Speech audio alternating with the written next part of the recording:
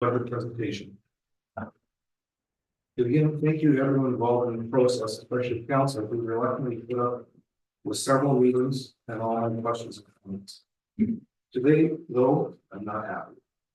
In all the years I've presented budgets and made speeches, this is the most difficult presentation. Thank you to everyone involved in the process, especially council, who reluctantly put up with several meetings and all my questions.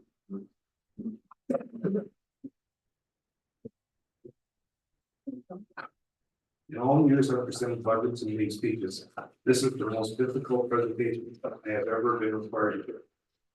I took the bill that council projected towards me, so again, it would notice the variables and items where changes should be made. During my campaign, I had promised that I would be transparent and show respect to the budget process by asking questions and passing this information forward. This is council's second budget, and last year the decision was made to put a Band-Aid on the budget and taxes were increased by 5%. This year, we have no choice. We have to rip the Band-Aid off. This year, we are proposing a 17% tax increase, as well as having our water and sewage rates go up by 10%. That means a property value of $100,000 will see an increase in the municipal levy of $120.91 per year.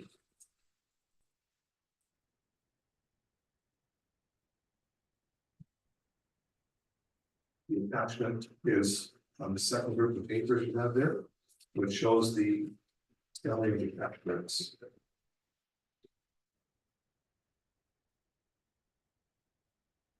Expenses have been tightened, but services are being maintained. Remember, this budget affects all 7 of us sitting around this table, just like you.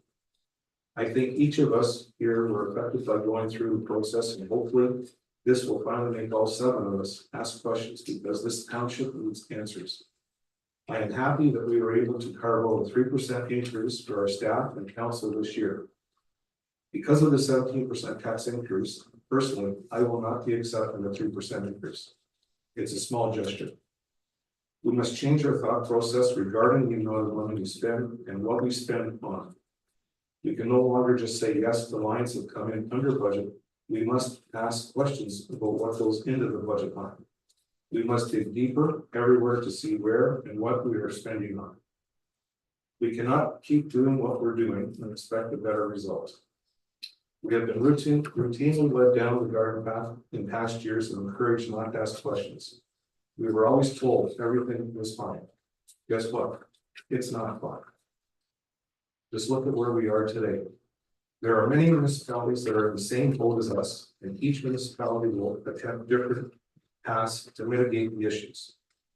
The total budget this year is $6,578,715, an increase of $128,996 from the 2023 estimate of $6,449,719, with $3,432,102 to be collected through the municipal levy, which has increased by $555,720 over 2023's amount of $2,876,382. And the next exhibit shows the revenue, which shows the bar graph of the amounts. The second page will be the revenue, which is the percentages. So our taxation for revenue is 52.1%. Our grants are 26.5%. Our reserves come in at 8.8. Environmental is 6.8. And fees and charges 2.9. And penalties and interest is 1.9. And other is 0.7.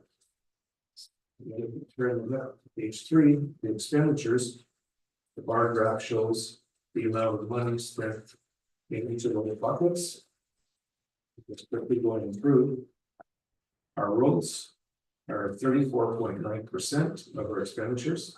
Environment is 20.9%. General government is 11.8%. Recreation and culture is 8%. The fire department is 7.9%. Policing is 7.4%. And planning and development are at 7.3%. And the library is 1.8%. There are many reasons why we are in this predicament.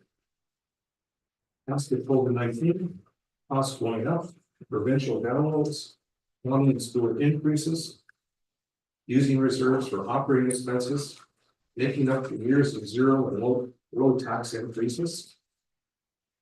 Tax arrears of more than 15% is considered a high risk. We have been at the high risk level since 2019, ranging from 30 to 38% and climbing. Now let's take a more in-depth look. So if you look at the next exhibit, which titles facts and figures, it shows how our reserves have gone down from 2020 to 2023. It shows how the expenses have gone upward from 5.1 million to 6.5 million. Our taxes receivable have gone up from 1,300,648 to 1,394,475. And water and sewer receivables gone up to 297,799, which add both of those up, that equals $1,692,274. And as you can see, the last column shows the percent of taxes receivable of total reserves. It goes from 30% to 38%. Since 2020, our expenses have risen $1,396,792. Since 2020, our reserves have decreased by $586,693. Since 2023, our taxes receivable has increased by $174,845, which is 38% of the reserves. And at the bottom of that page, you see the tax increases from 2013 to 2023. And again, Mr. Council, we've talked before, our real growth has gone down from 1.28% to 1.23%.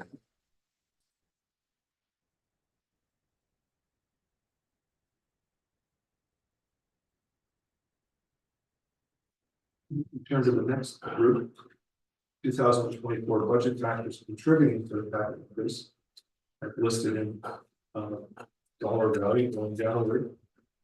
Everything that we put into, of course, the number one is $360,000 for Fire Creek Road.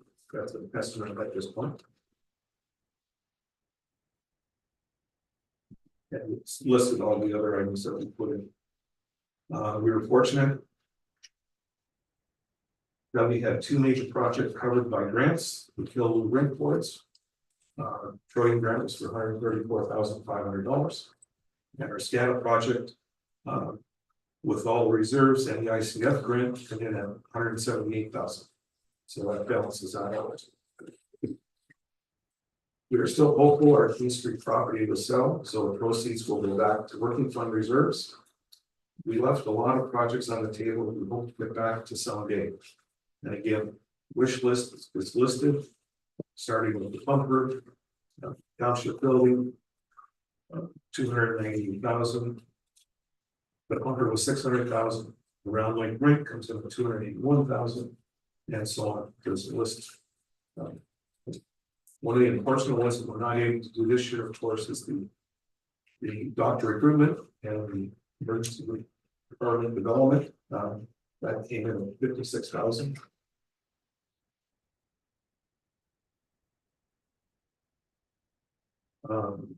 The balance in the reserve for working funds after a transfer of $545,759 would be $1,551,585. The road reserve will remain with a balance of $232,080. The capital works have a zero balance after transferring $15,259 to the SCADA project. The investment in ORFC after a transfer of $30,000, the balance would be $31,492. The reserve fund set up for the shoreline sales currently has a balance of $14,430. The environmental reserve fund which is set up for lease, site tax and tipping fees, currently has a balance of $200,000 and $196.81. In conclusion, again, I am asking council and staff to find new revenue streams and efficiencies. At our next council meeting, I will be bringing forward recommendations for council to consider. Now, I would like to ask each councillor for their comments in regards to the budget. Let's start. Carol. We did what we had to do. We can't then go any deeper in the hole, or we wouldn't even have any in reserves, so.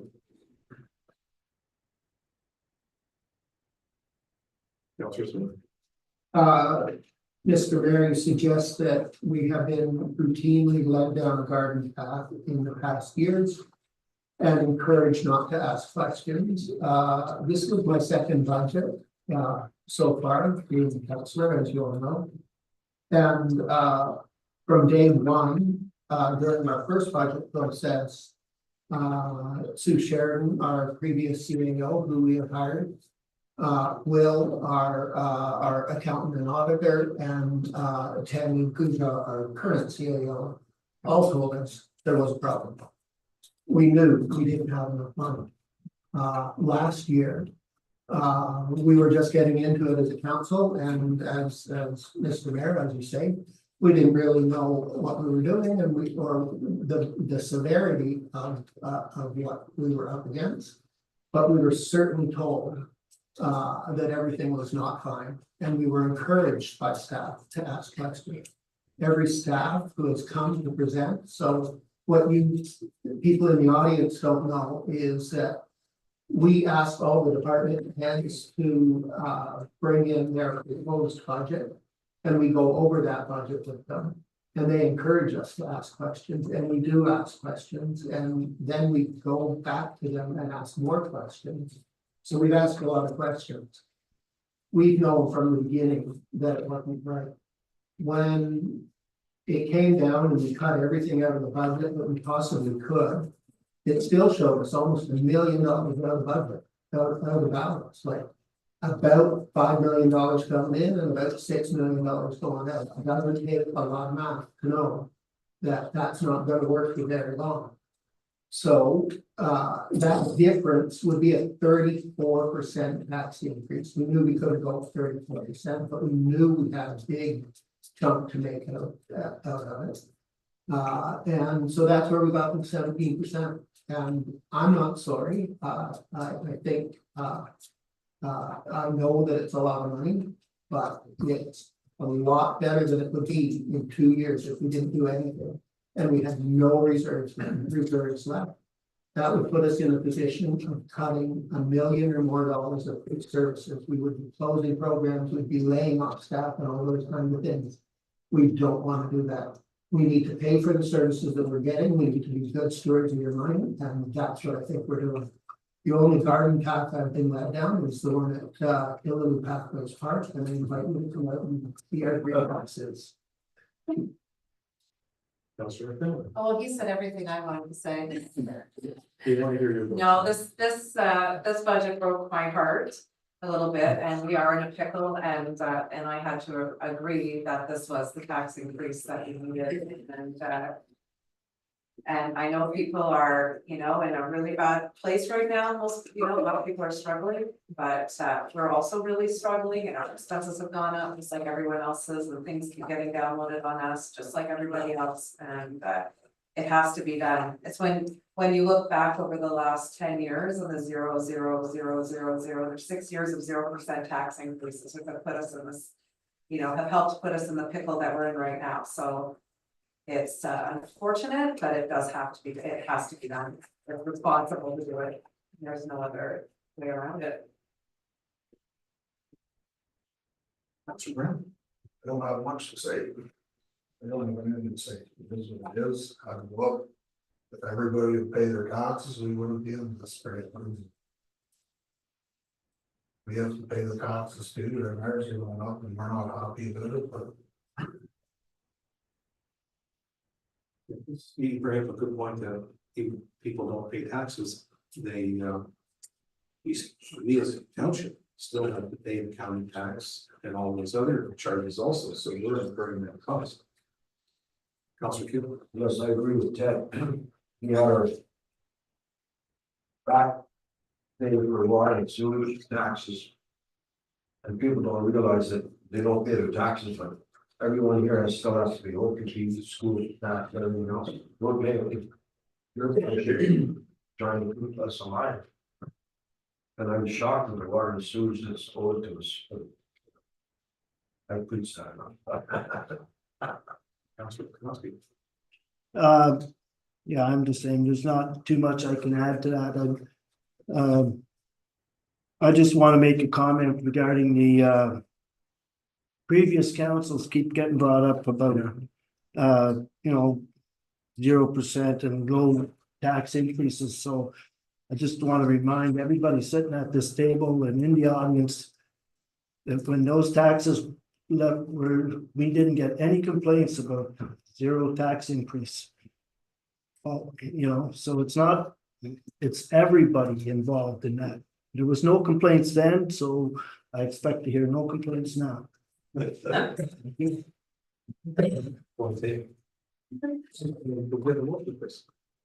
Moved by Bill Smith, second by Ted Brown, that council for the township of Killu, Hagerty, and Richards hereby approves the provisional budget as presented at the finance committee meeting dated May 14th, 2024, with a 17% taxation increase for the municipal corporation of the township of Killu, Hagerty, and Richards. Favor? Or not? And it's working. So. We have a motion for the water and sewer. Moved by Ted Brown, second by Harold Levine, that council for the township of Killu, Hagerty, and Richards hereby approves an increase in the sewage rates and an increase in the water rates totaling a 10% increase each for a 5-year period, and directs staff to prepare notes to all affected residents. All in favor? Carried.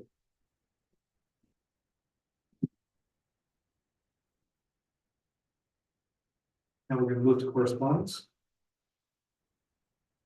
And the first one is we have a resolution for, please talk about our last council meeting, I believe.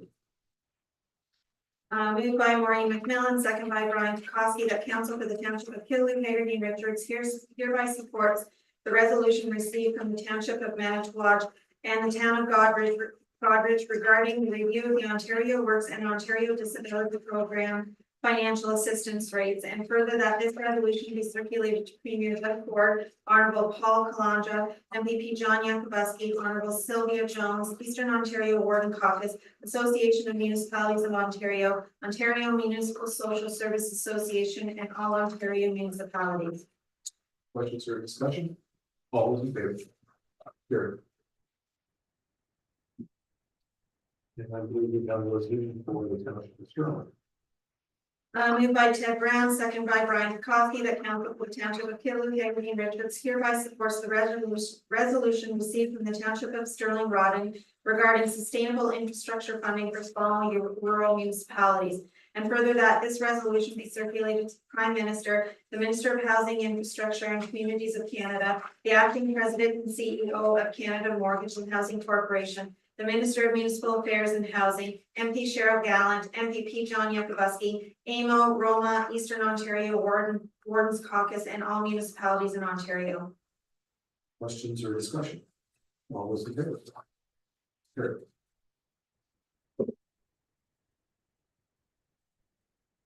Motion for the Lake of the Wheels.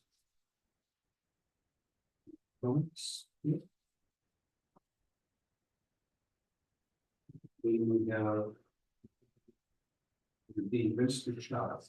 Moved by Brian Kokoski, second by Carl Keel, that council for the township of Killu, Hagerty, and Richards hereby declares June as Seniors Month, and over the course of the month directs staff to promote information provided from the Ministry of Seniors and Accessibility on their social media platforms and in hard copy of the municipal office. Favor? Carried.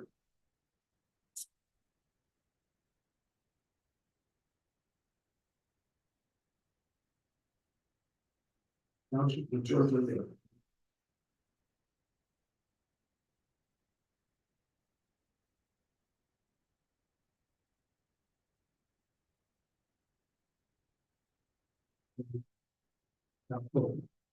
Speak on it again. It's actually the registration for the third annual Lorna Hunter Golf Tournament.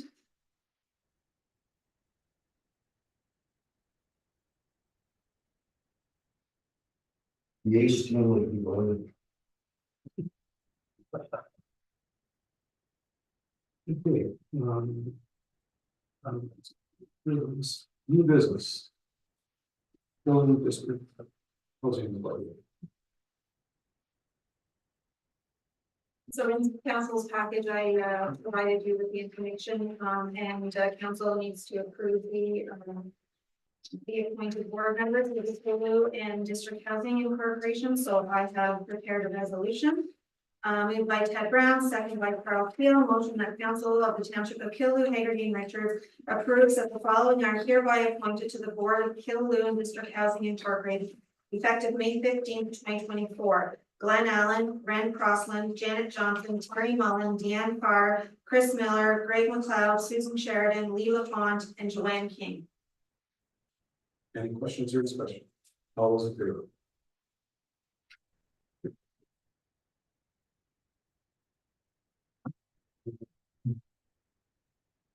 Sam Winthrop. Came up with a kilo open fee and get noticed. So we were approached, we got a phone call asking if the township wanted to buy a package to be able to have our name and our logo splashed on their bags that they will be sending out. I don't think we can afford it. They can take it out of stuff with you.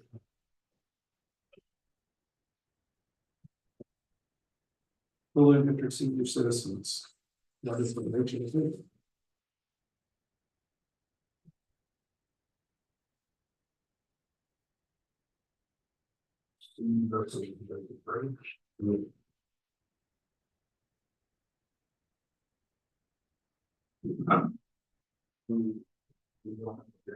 Well, plus it's not our road.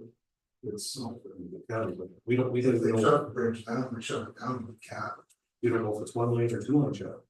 Yeah, that hasn't. been- Any idea when we're gonna know? Any more details? So I did show this letter to Public Works Superintendent Polly. So he reached out to Taylor Hamrath of the county. And what he has said is that unfortunately, they have to close the bridge down completely, but they will have pedestrian traffic. They will allow for the traffic to go through on the sidewalk side. They are not going to be putting up any stop lights at the intersection. He's indicated that the project will commence either the first week or the second week of July, so it's been postponed. We are going to work on a plan in terms of detouring, and then we will provide a flyer of some sort and deliver to the businesses and post on our website and social media as to where the detours will be and what basically the detour consists of. Does he say when that, is there a time frame for this? No, he still needs to speak further with the county in terms of, because once we get closer to the date, what he needs to also to council, he needs council's input as to what we're going to be doing for that detour. So, Tammy, did you say they'll have both lanes closed off or? For the bridge, yes. But so Rachel Clayton's question here was if the post office won't be shut. No, So I mean, there'll be access to the post office one way or the other. Correct. That's the question she's asking here. Might have to go around to get to it, but. Anybody else have any questions?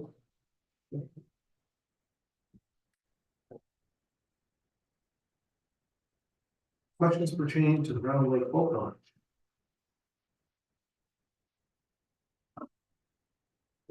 No. What's going on with the I have to double check with the Public Works Superintendent about the application that was placed with MNRF. And then, he has indicated here the dock. The dock has been put in the boat launch in Round Lake. The docking extensions were purchased last year, not installed, as the person that he deals with couldn't get the parts, so he has spoke to them and those parts are on order. Once they are received, it will be installed. And that's all I have for an update on the dock. I'll just by looking at these pictures here. You'll have to do something up there. There's one up. Well, that's the, The next one. that's the next one. Is there any questions on the item? Dean had ordered the parts after the second rounds come in. They come in without the parts to support the poles. He had ordered them, and in the meantime, the guy that he had ordered them from left the business, which we didn't know of. That's why he's getting back to whoever's in charge of it now.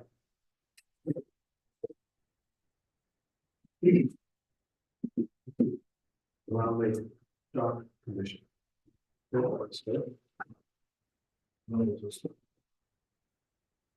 would suggest somebody I speak that where I wasn't out there like that, so you're mainly. I'd like to know when the picture was taken, were collapsed, because I was down here like a week ago. And that damage building, they're dead. I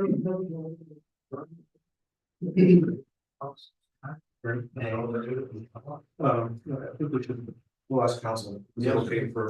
Yes. We're good? Okay. Picture was taken yesterday at 3:30. Okay. So already there's two sections of the ramp that have collapsed, and we actually had one of the members of the association almost got stuck trying to put his boat in, and actually other people as well. If you go through the pictures a little bit further, you can see what attempts have been made to try to shore up, which I'm not a structural engineer, but I don't think that blocks and patio slabs are what you want to have underneath your vehicle.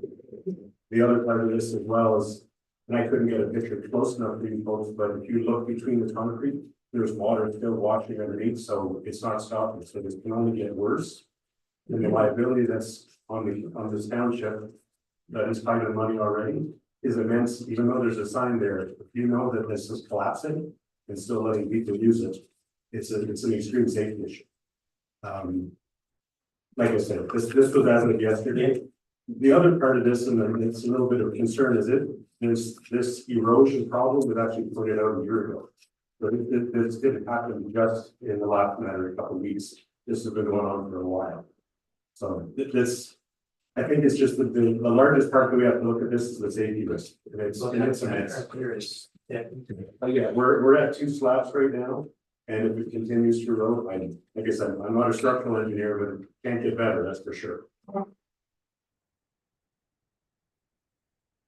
I did get a call, on my way home, night from, spare putting the pool. Guy works Dave's numbers, and he said, when they put their boat in. They try to stay to the far side, but it's hard, right? And it's going down each trailers, it's going down each. Not sure what we have to do, if something costs, you know. Because it looks like it's almost at the halfway point. Well, that's what those slabs are, in smaller slabs, or in the large, not about 3 slabs. Your smaller slabs are down, the ones that are breaking, are right after the big heavy. The other ones. It's coming in, the consumers coming in from the side. The farmers wash it in under the. So we can recommend that you help us I out. think you don't have to get involved with the ministry before, because it's on the water. They have to be taken out either before or filled in. I think before you can even touch those, they have to get involved with the ministry. We'd just like to ask the question though, that from the pictures, you can see that there's deck blocks and patio I'm not slabs. seeing them. So how did they get there?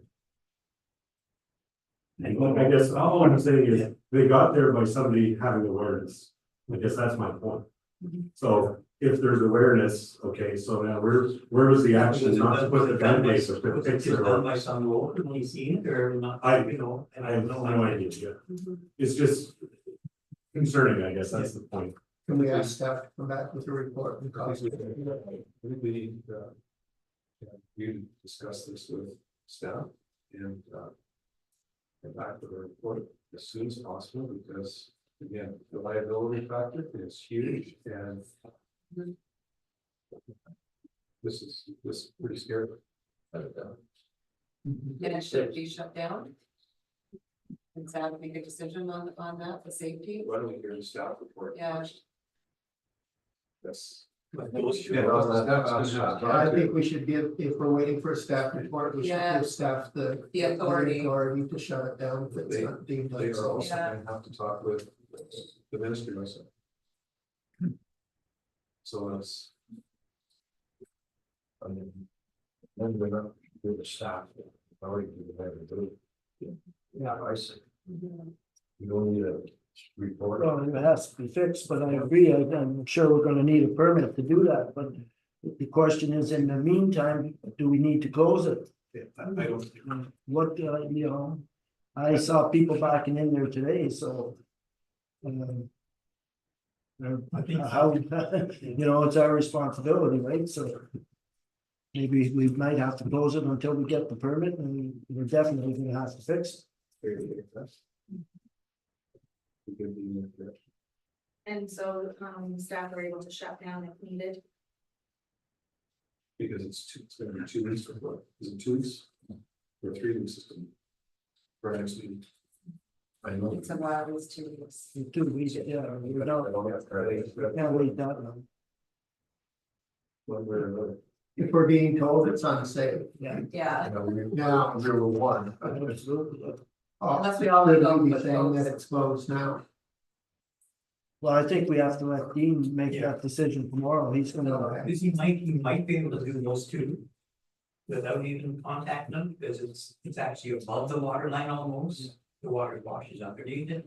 He might be able to talk to somebody ministry right away and again, I think that's a decision for close that down. Dean to make and Yeah. his crew, they'll look at it in the morning. Yeah.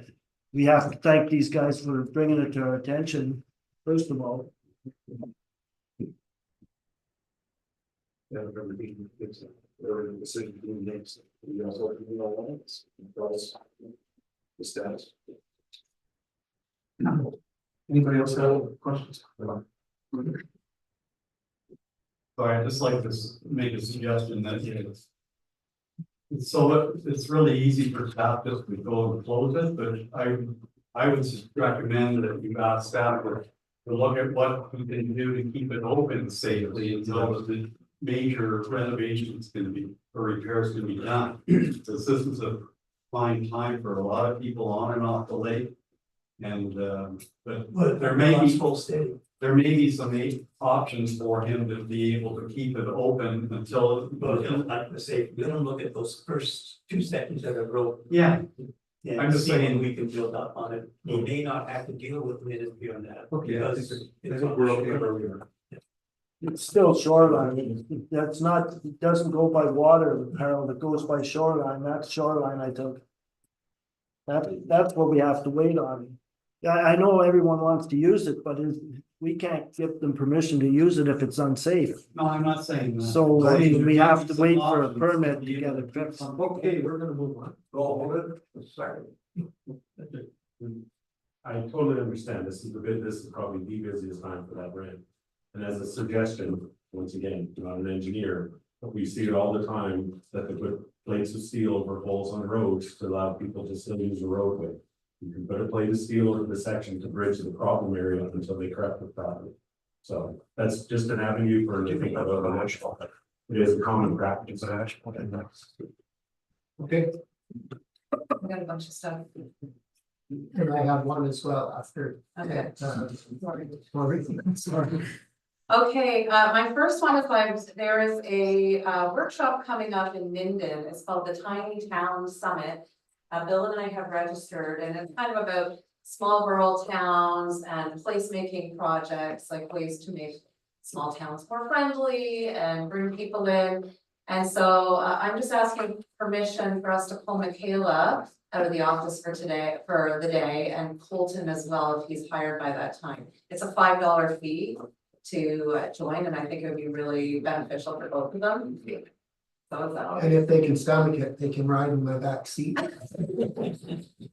Yeah, we do have transportation as we're going. The other thing is I just want to get some permission to, Michaela's been calling me back. We've been doing a lot of back and forth about things in the absence of a community development person. And I just want to ask for permission to help her with the candidate booking. She has some cancellations. We're trying to work out all the details. Is everybody okay with that? Yeah. I continue that. All of our songs from the park are booked, which is amazing. So we got our last musician, thanks to Harold. Tom Craney's coming in. Oh, I thought Harold was gonna sing. The Irish Gathering meeting is happening this Thursday in council chambers at 7 p.m. The community groups will be coming in to talk about what they want to bring to the table. So I'm going to be very interested in joining them. Thursday at 7. Just wanting to comment on that, and if they are talking about a parade, they're invited to the bridge. Oh, we're not doing, There's not well, a parade. there's not, we were going to do a walking parade this time. Yeah, there's not enough time to get the parade in. And we do have sidewalks. We do have sidewalks, so we can do a walking parade. The last thing I have on my list is the big community paddle event. They are asking if we could waive the fee for the use of the rink. I'll be there with them, so I don't mind taking responsibility for the rink. I'm helping them.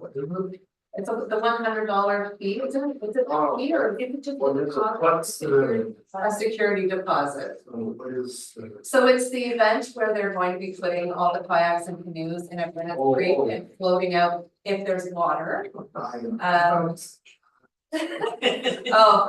the proceeds, looks like the proceeds that they're getting are gonna be going to the Lions to help with food. It's gonna be a barbecue. They have 23 people signed up already with kayaks and canoes. So, is that okay? Yep. Awesome. So why don't we hold on this? Everybody okay with it? See, not just. Okay. All right, and now I am going to leave. Do I need to read this or do you need to read this? Okay.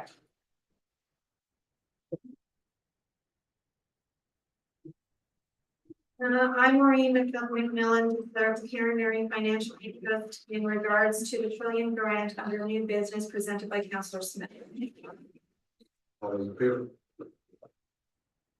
So we have been approached by Ottawa Valley Community Arts, also known as OB Chaos. They are interested in partnering with the township to apply for a Trillium seed grant. It's a placemaking seed grant or a placemaking project.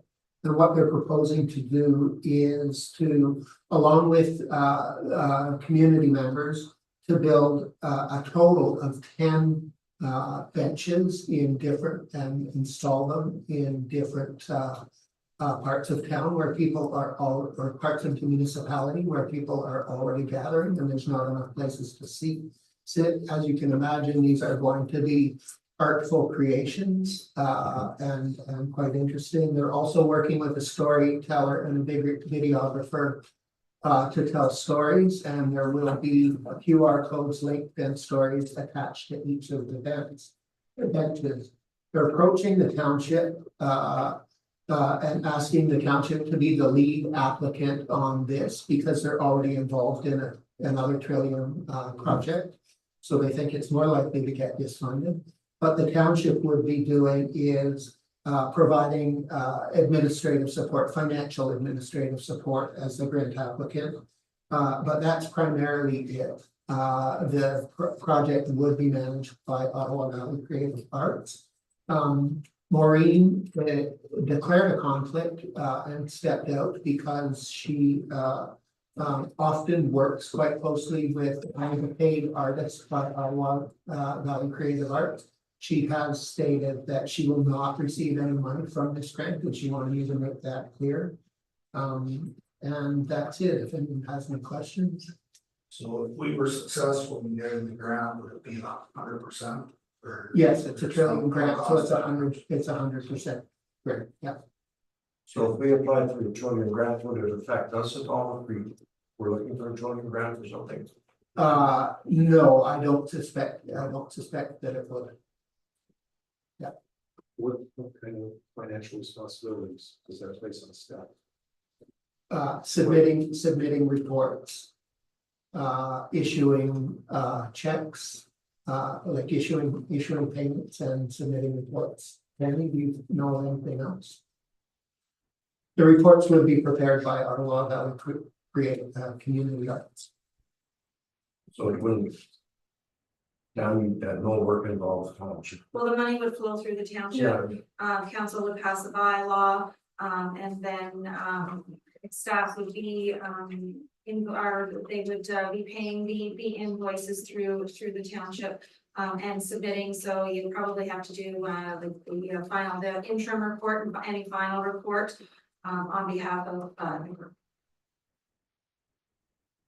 So Bill, you said that that group didn't want to do it because they were involved in another grant? They're Trillion involved grant? in another So if we are involved, the township in another grant, is it not gonna affect us in the same way then? Like, I don't think it will. At CRC, we've had more than 1 trillion grant going at one time, so. They chose not to, they chose to ask us to do it for them. I wouldn't want to see a different project get hindered because of this one, so.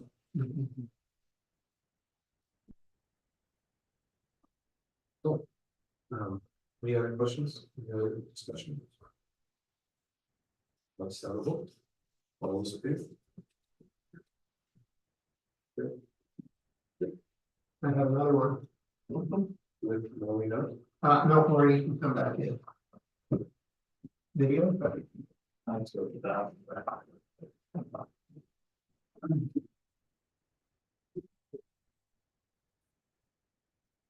So as you know, in my day job, we operate a number of licensed child care centers, including Kids Castle here at the public school.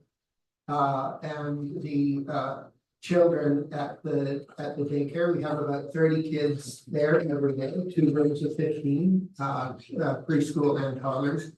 And the kids love Killaloe Pathways Park. They go there and ask to go there to the big red chairs every day. The staff in that room, and that's Adriana and Ashlyn Tomasini and Diane O'Brien, took it upon themselves to make a little video to thank council for the use of the park. And here's the cute little video that's a lot of sweet ones. And play for against more. The river and we have fun. We will kill them. Delicious every day. Every season.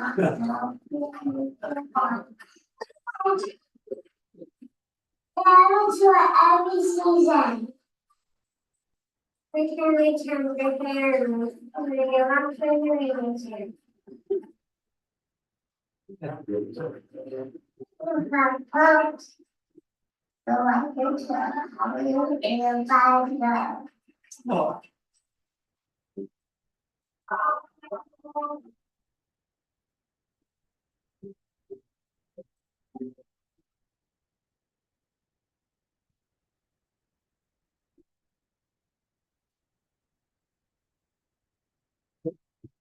Can we say too that the educators just won an award too for being outstanding educators? Yeah, they're amazing, amazing girls, they're women, but yeah. There you go. That's all. Does anyone else have any committees? I just have a question, because Dean wasn't here, maybe Tammy knows how much damage was done to the playground or. No, I don't know. Oh, I went over and looked. I saw like one whole side of the wooden structures been kicked off. And he did try to block it off, but they tore it down. Yeah. I'm just waiting for the flowers to be on the street tomorrow morning. Yeah. It's Dean scrubbing all the. Did they break into the, destroy something at the greenhouse up there? No, they did a walkthrough. Mm, Climb in through the bottom windows and out through the front door, but no damage done. And then they took all the, I recycled boxes and threw them all over the place. So, today or yesterday or. Oh, my. Okay, anybody else have anything? Okay. I'm going to leave it on. Moved by Ted Brown, second by Maureen McMillan, be it resolved that council move into a closed meeting pursuant to section 239 of the Municipal Act 2001 as amended for the following reasons: litigation and potential litigation, including matters before administrative tribunals affecting the municipality or local board, advice that is subject to solicitor client privilege, including communications necessary for that purpose, and information explicitly supplied in confidence to the municipality or local board by Canada, a province or territory, or a crown agency of any of them. All is good. Carried. Okay. Thanks, guys. Thanks, Alan.